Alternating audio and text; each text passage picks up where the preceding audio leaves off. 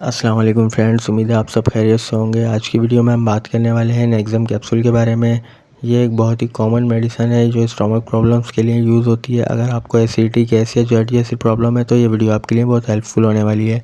तो friends, video को and तक ज़रूर देखिएगा।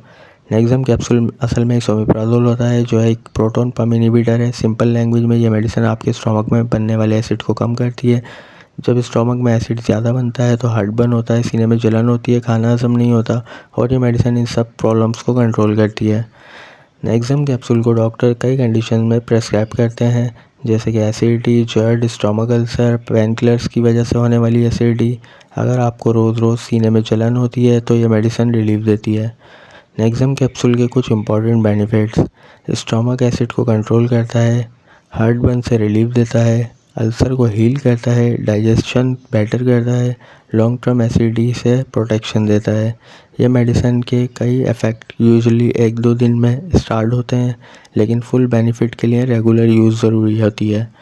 हर मेडिसिन की तरह नेक्सम के भी कुछ साइड इफ़ेक्ट्स हो सकते हैं, जैसे कि हेडेक, नोज़िया, डायरिया या constipation, stomach pain, vitamin B12 deficiency, weak bones, kidney issues. अगर कोई अनयूजुअल सिम्टम्स हो तो डॉक्टर को ज़रूर बताएं।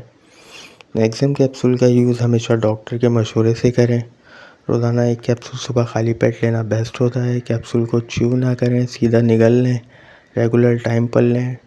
डोज स्किप ना करें। सेल्फ मेडिकेशन अवॉइड करें। प्रेगनेंसी में नहीं ली जा सकती। लीवर पेशेंट केयरफुल रहें। लॉन्ग टर्म यूज़ बिना डॉक्टर के ना करें। तो दोस्तों, ये थी कंप्लीट इन्फॉर्मेशन नेक्सम कैप्सूल के बारे में। अगर आपको वीडियो पसंद आई तो लाइक, शेयर और सब्सक्राइब करना ना भूलिएगा। और अगर आप किसी और मेडिसिन के बारे में वीडियो चाहते हैं तो कमेंट बॉक्स में ज़रूर बताइएगा। अपना बहुत सारा ख्याल रखिएगा।